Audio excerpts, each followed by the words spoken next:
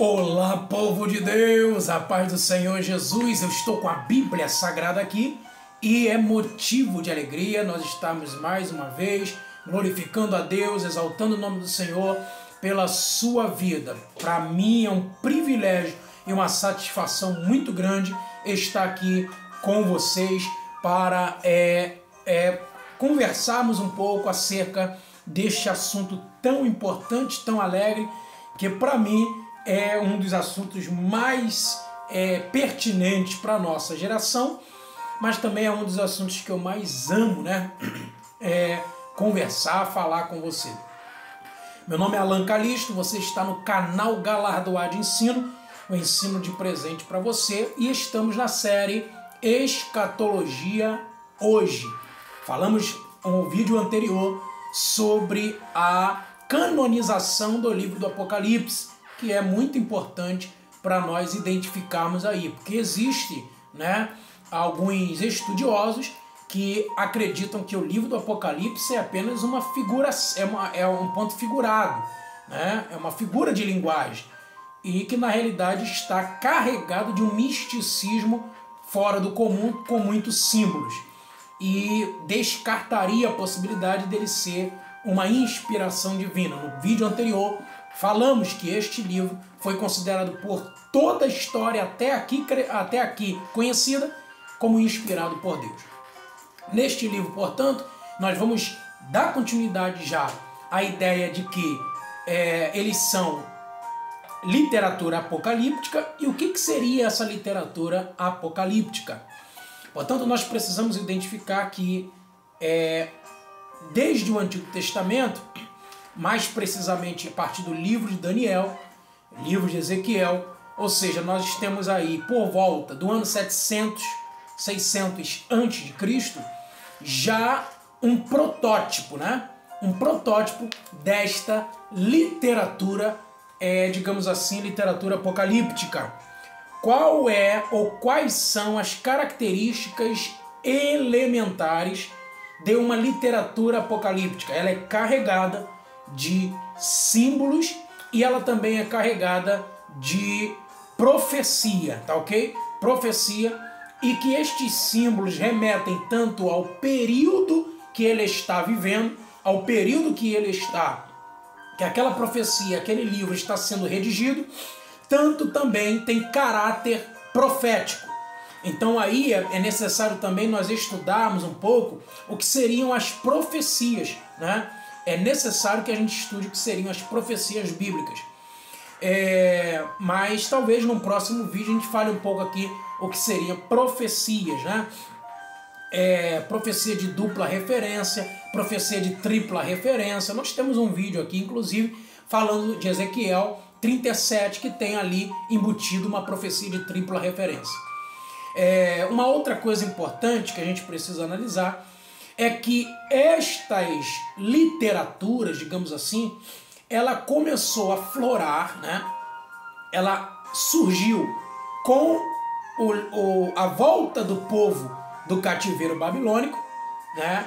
Ainda ali com Daniel, com Ezequiel, mas principalmente com a volta do cativeiro babilônico, com ordem de Ciro o Grande, né? Da Pérsia, que vai fazer com que os cativos que foram levados para a Babilônia no ano 605, 597, 586, em 3 levas, pelo próprio Nabucodonosor para a Babilônia, também regressarão em 3 levas, 536, 457 e 444 a.C., trazendo consigo, respectivamente, Zorobabel e Jesua, Esdras e, por fim, Neemias.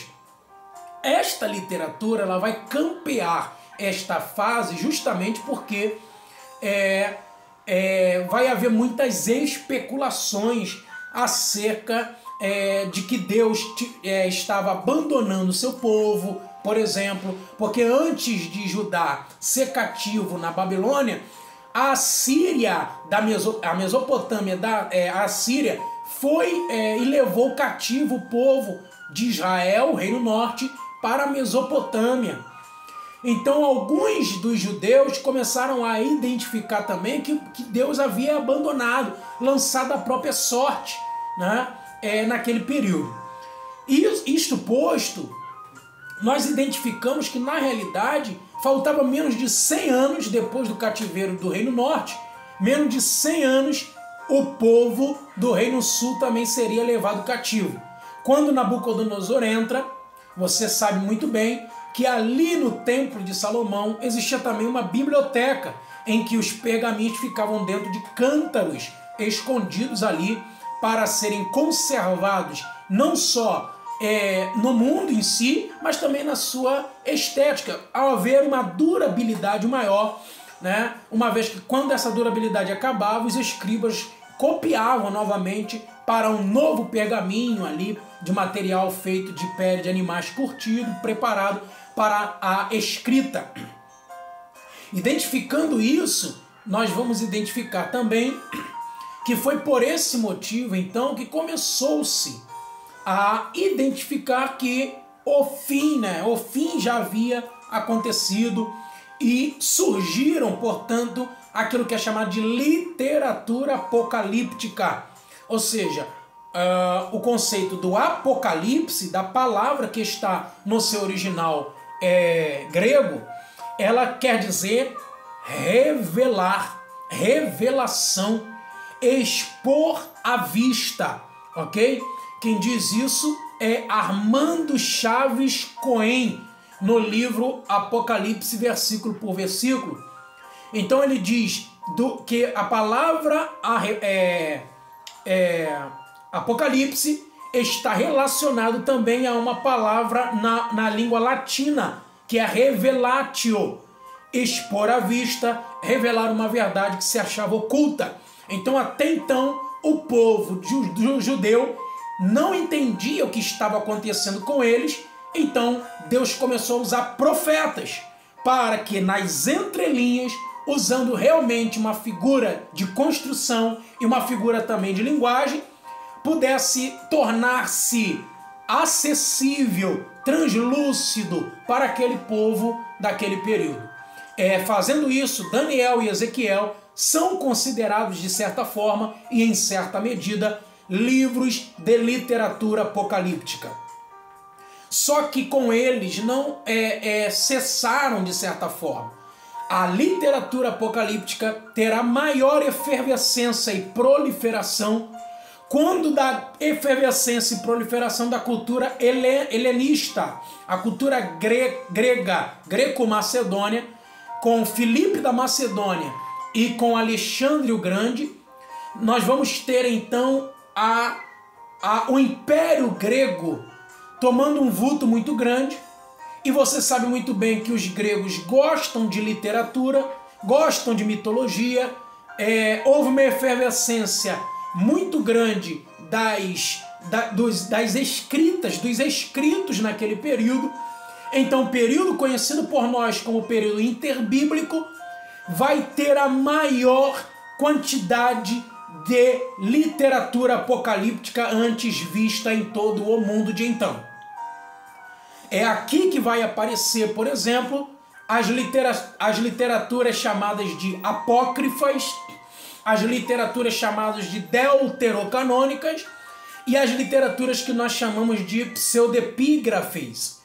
Pseudepígrafes, deuterocanônicos e apócrifos. Então, para nós identificarmos aí, nós vamos identificar que a literatura pseudepigráfica são aquelas literaturas que o seu escritor não é conhecido, tá? Mas a sua leitura, sua literatura, os seus escritos são válidos e ele queria que os seus livros, portanto, fossem aceitos. Para ser aceito, ele usava um nome fictício, um nome falso, um nome que não seria o dele. Na realidade, o nome bíblico, o nome da Torá, da Tanakh, do modo geral. Então ele usava, por exemplo, Apocalipse de Barnabé, né? Usava-se Assunção de Enoque, Assunção de Moisés, né? Então usava-se nomes que estavam na Tanakh para serem, portanto, aceitos. Estes são os chamados pseudepígrafes, ou seja, literatura pseudepigráfica. Outra literatura é chamada de apócrifa, porque os apócrifos, eles são espúrios. A palavra apócrifo quer dizer espúrio, ou seja, não puro, não inspirado. Obviamente não inspirado, porque os 400 anos do silêncio profético, Deus não usou nem sacerdote, nem profeta, nem levita, nem rei, nem juiz, nem ninguém para poder falar com o povo. Era o povo literalmente a seu bel prazer. Num bom francês, à la volonté, né?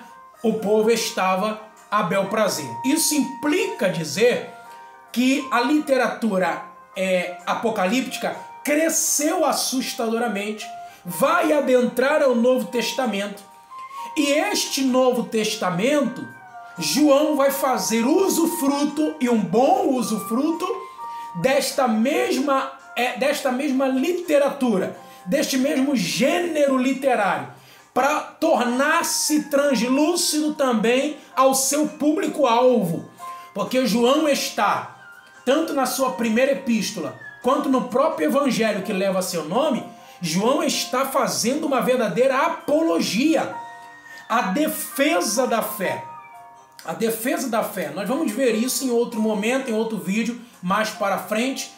É por isso que eu te chamo de verdade para esta responsabilidade comigo. Se você puder compartilhar estes vídeos, será de grande valia para muitos irmãos que não compreendem de maneira mais plena, mais correta estes assuntos que são tão enigmáticos, que são tão difíceis. E nós estamos apenas nas preliminares. Eu falei para você sobre o livro do Apocalipse como pertencente ao cânon, e agora eu estou falando para você sobre a literatura apocalíptica e o porquê desse gênero literário está dentro do cânon das Sagradas Escrituras do Novo Testamento. Então a literatura apocalíptica que João usa, primeiro, é uma literatura altamente apologética, e segundo, existem ali um linguajar figurativo, obviamente, simbólico, ou seja, o livro de Apocalipse é altamente iconoclasta, ou seja, que usa bastante símbolo para revelar uma verdade que se acha oculta. Agora nós vamos perceber no próximo vídeo que quais verdades estão ocultas e estavam na realidade ocultas quando João assim escreveu. Então eu espero que você esteja conosco, né? E que você também tenha entendido que a literatura apocalíptica é um gênero literário que foi usufruído por João, primeiro como uma fonte apologeta, e logo em seguida também uma fonte para os nossos dias, como está em Apocalipse capítulo 1, versículo 3, né? Bem-aventurado aquele que lê, ouve e põe em prática as palavras deste livro. Então, o livro do Apocalipse e o usufruto da literatura apocalíptica não é para trazer escândalo, vergonha, medo, timidez. Não. O livro do Apocalipse é a literatura apocalíptica, portanto, é para trazer esperança à noiva de Cristo, de que breve Jesus vem para arrebatar a sua igreja, que vem para o regresso do Senhor Jesus nos ares, para nos levar para a glória. Deus em Cristo abençoe sua vida. O canal Galardoado de Ensino está de braços abertos aguardando o seu compartilhamento, a sua inscrição. Ative o sininho das notificações, ponha em todas para que você não possa perder nenhum deste vídeo que está extraordinário, extraordinário. Eu fico empolgado, não sei vocês, mas eu fico altamente empolgado com este assunto. Muito obrigado pela sua presença. Se não é inscrito, inscreva-se. Se já é inscrito, compartilha. Comenta aqui se você está gostando. Se não, se Deus em Cristo abençoe a sua vida, em nome de